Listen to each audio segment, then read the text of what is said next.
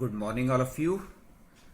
So, today we are going towards our next concept. It is electric flux. Electric flux समझने से पहले हमें एक इम्पॉर्टेंट कंसेप्ट के ऊपर ध्यान देना है और उसको हम बोलते हैं एरिया वेक्टर। देखिए, एरिया वेक्टर को समझे बिना हम इलेक्ट्रिक फ्लक्स का जो कंसेप्ट है उसे नहीं समझ सकते। इसलिए पहले हम ध्यान देते हैं एरिया वेक्टर के ऊपर कि एरिया वेक्टर क्या चीज़ है। देखिए, छोटी क्लासेस में हम अप टू 10th क्लास जो हमें पढ़ाया जाता है, हमें एरिया को स्केलर फॉर्म में पढ़ाया जाता है। बिकॉज वेक्टर का कंसेप्ट छोटी क्लासेस में स्टूडेंट्स को नहीं पढ़ाया जाता, लेकिन 11th क्लास में जब बच्चा आता है या 12th क्लास में जब बच्चा पढ़ता है तो उसे बताया जाता है कि वास्तविकता में एरिया स्केलर नहीं है, it is a vector quantity. इसलिए इसको सिंबॉलिक फॉर्म में हम इस तरीके से लिखते हैं, ए और उसके ऊपर वेक्टर का साइन। अब देखिए, एरिया एक वेक्टर क्वांटिटी है। ओके, अगर वेक्टर क्वांटिटी है तो उसकी कोई ना कोई डायरेक्शन भी होगी। अब डायरेक्शन की जानकारी हमें कैसे मिलेगी? देखिए, उसके लिए सबसे पहले हम कोई भी जो सरफेस एरिया है वो दो तरह से क्लासिफाई करते हैं, या तो ओपन सरफेस एरिया या फिर क्लोज सरफेस। ओपन सरफेस और क्लोज सरफेस दो तरह के सरफेस होते हैं। जैसे अगर हम एक सिंपल एग्जांपल से इसको समझें कि जैसे मेरे पास ये एक शीट है, ओके, एक पेपर की शीट। ये आप देख रहे हैं एक ओपन सरफेस है, it is an example of open surface, okay. लेकिन अगर कोई हमारे पास मान लीजिए बुक है, सपोज ये एक बुक है और आप देख रहे हैं इस बुक के अलग अलग सरफेसेस हैं, ओके। सो ये क्लोज्ड सरफेस बना रहा है, ओके। तो अभी हम ये ध्यान रखेंगे कि दो तरह के सरफेस होते हैं, एक को हम बोलते हैं ओपन सरफेस और दूसरे को बोलते हैं क्लोज सरफेस। इसको हम थोड़ा सा और सिंपल एग्जांपल से समझने की कोशिश करते हैं। देखिए, ये कॉइन है आपके सामने, कॉइन आप देख रहे हैं। ये क्लोज सरफेस नहीं है, ये एक सरफेस एरिया इसका और दूसरा ये सरफेस एरिया, ओके। तो इस तरह के सरफेस को हम ओपन सरफेस बोलते हैं।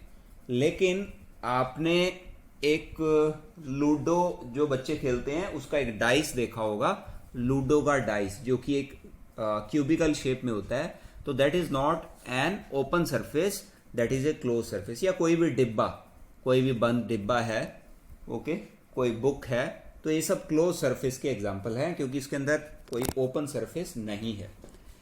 देखिए, ओपन सरफेस और क्लोज सरफेस, इन दोनों की डायरेक्शन हम कैसे देखते हैं? सबसे पहले देखिए ओपन सरफेस। देखिए, ओपन सरफेस की डायरेक्शन क्या होती है? जैसे अभी हमने बात की, ये एक ओपन सरफेस है, ये जो कॉइन है it is an example of open surface. इसके दो सरफेस हैं, ये वाला भी, ये वाला भी। पहली बात ये समझ लीजिए कि जो सरफेस एरिया वेक्टर होती है, सरफेस एरिया वेक्टर जो होता है उसकी डायरेक्शन हमेशा परपेंडिकुलर होती है, सरफेस के परपेंडिकुलर, ओके। अब इसके तो दो सरफेस हैं, एक ये वाला सरफेस और दूसरा ये वाला सरफेस। तो फिर डायरेक्शन क्या लें? इसके परपेंडिकुलर लें या इसके परपेंडिकुलर लें? दोनों में से कौन सी डायरेक्शन कंसीडर की जाए?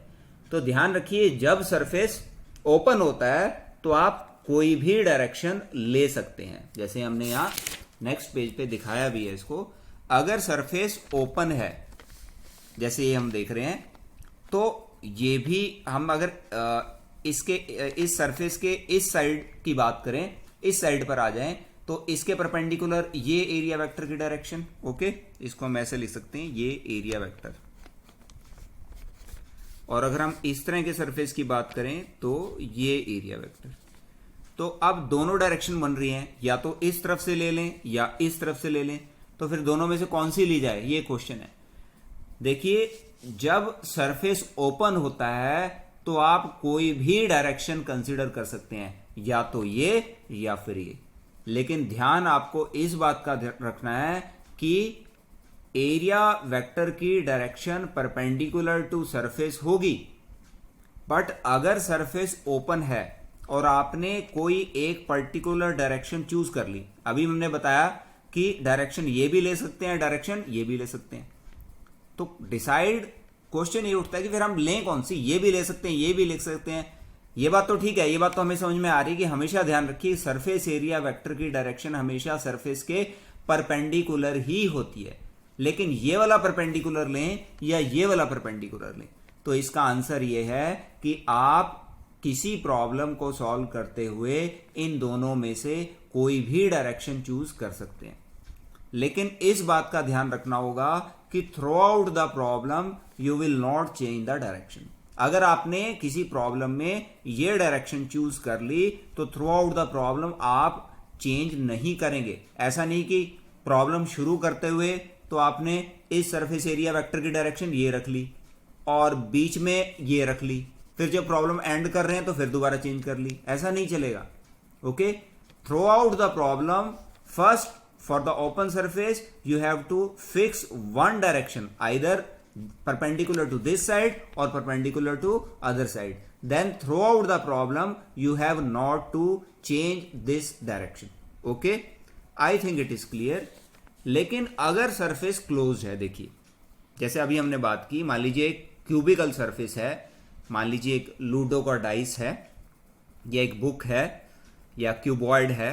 ओके, तो इस तरह के सरफेस को हम क्लोज सरफेस करेंगे, कहेंगे ये ओपन सरफेस नहीं है। तो इस केस में जो एरिया वेक्टर की डायरेक्शन ली जाएगी वो क्या ली जाएगी, सरफेस के परपेंडिकुलर और आउटवर्ड। देखिए अलग अलग सरफेस हैं, ये सरफेस लेंगे तो ये परपेंडिकुलर आउटवर्ड, ये सरफेस लेंगे तो ये परपेंडिकुलर आउटवर्ड, ये नीचे वाला सरफेस लेंगे तो ये perpendicular outward. I think it is clear. तो आपको ये ध्यान रखना है कि अगर सरफेस ओपन है तो जो डायरेक्शन आप चूज करेंगे एरिया वेक्टर की वो क्या लेंगे, दोनों में से कोई भी ले सकते हैं। It can be taken perpendicular to open surface on both sides. For open surface direction once chosen perpendicular to either side is not change throughout the problem. लेकिन क्लोज सरफेस के लिए क्या बात की जा रही है, for close surface direction of area vector is always taken perpendicular to surface outward, क्योंकि इसके अंदर हमारे पास चॉइस नहीं है।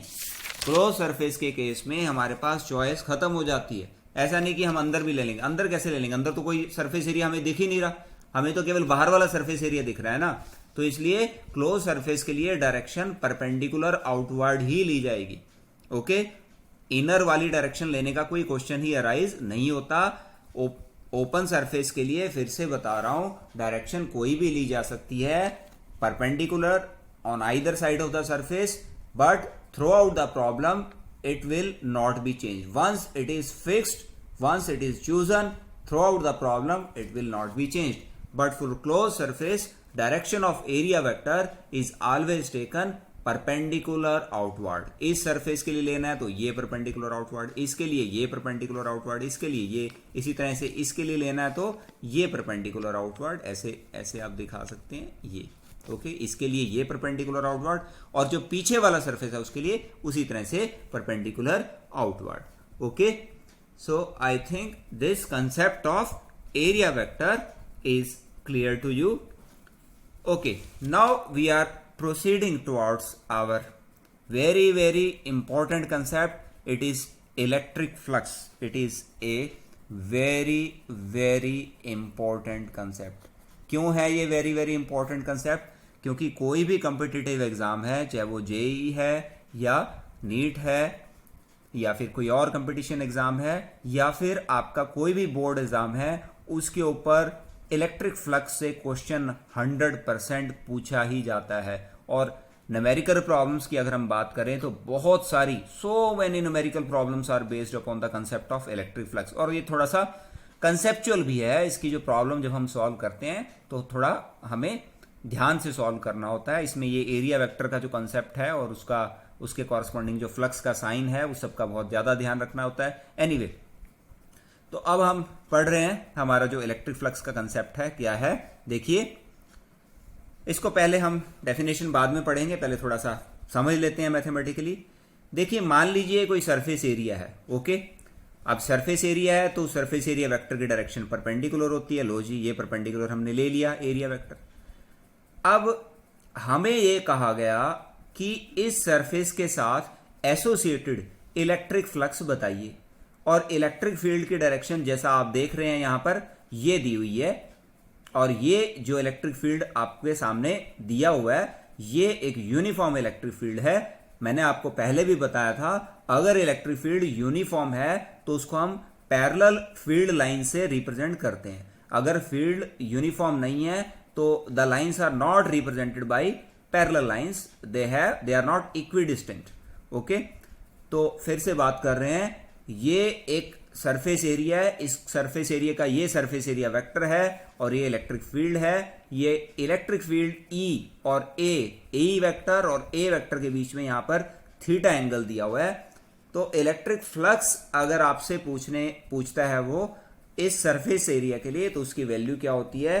सिंपल इसकी वैल्यू ध्यान रखिए, E into component of a along E।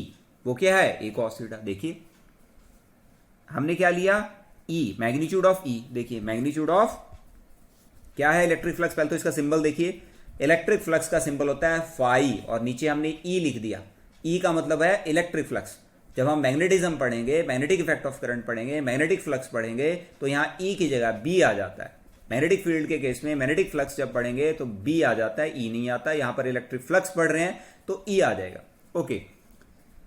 देखिए ये सरफेस एरिया है, इस सरफेस एरिया का ये एरिया वेक्टर है, फिर से बता रहा हूं। और ये जो एरिया वेक्टर है इसकी डायरेक्शन हमेशा परपेंडिकुलर ली जाती है, तो ये परपेंडिकुलर डायरेक्शन। और ये इलेक्ट्रिक फील्ड यहां दिखाया हुआ है, जिस इलेक्ट्रिक फील्ड के रीजन में हमारा ये सरफेस एरिया रखा हुआ है। थीटा क्या है? It is the angle between electric field vector and area vector. हमें क्या बताना है? हमें इस सरफेस एरिया के साथ एसोसिएटेड या लिंक्ड इलेक्ट्रिक फ्लक्स बताना है, और उसकी वैल्यू क्या होगी? Magnitude of electric field into component of this area vector, component of this area along E। देखिए ध्यान दिख ही रहा है, बहुत क्लियर है। ए वेक्टर का या एरिया का ए वेक्टर का कंपोनेंट E के अलोंग क्या होगा? ए कॉस थीटा।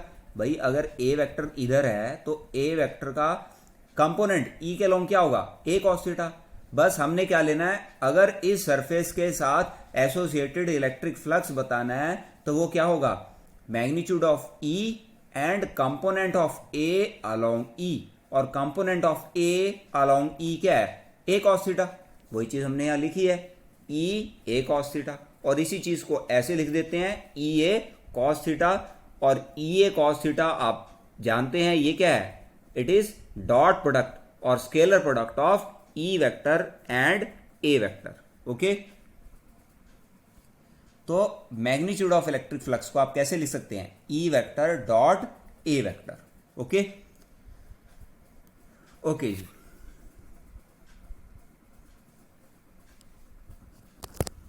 देखिए अब थोड़ा सा ये तो हमने मैथमेटिकली बात की, अभी थोड़ा फिजिकली समझते हैं इलेक्ट्रिक फ्लक्स क्या होता है। Electric flux through any surface is defined as the number of field lines that pass through that surface area। किसी एरिया या किसी सरफेस एरिया के साथ लिंक्ड या एसोसिएटेड इलेक्ट्रिक फ्लक्स क्या होता है? उस सरफेस एरिया से कितनी फील्ड लाइंस, कितनी इलेक्ट्रिक फील्ड लाइंस पास कर रही है, उसका जो नंबर है वो वास्तविकता में इलेक्ट्रिक फ्लक्स होता है। तो देखने से साफ आपको पता चल रहा है, क्योंकि ये नंबर ही तो है। देखिए it is defined as the number of field lines that pass through that area. उस एरिया से कितनी फील्ड लाइंस पास कर रही हैं, वो जो नंबर है वो इलेक्ट्रिक फ्लक्स होता है। तो इसका मतलब ये नंबर है ना, किसी एरिया के साथ एसोसिएटेड इलेक्ट्रिक फ्लक्स क्या है? कितनी फील्ड लाइंस पास कर रही हैं उससे। तो ये एक नंबर है, इलेक्ट्रिक फ्लक्स नंबर है। और नंबर क्या है? एक scalar quantity, it is a scalar quantity. तो आज के बाद हम ध्यान रखेंगे इलेक्ट्रिक फ्लक्स एक स्केलर क्वांटिटी है। और यहां से भी पता चल रहा है, क्योंकि ये डॉट प्रोडक्ट है E वेक्टर और A वेक्टर का, और डॉट प्रोडक्ट तो स्केलर होता ही है, तो यहां से भी ये बात पता चल रही है, okay. So I think this concept of area vector and electric flux which we have studied in today's video is clear to all of you. In our next video, we will study different cases of the concept of electric flux. Thank you.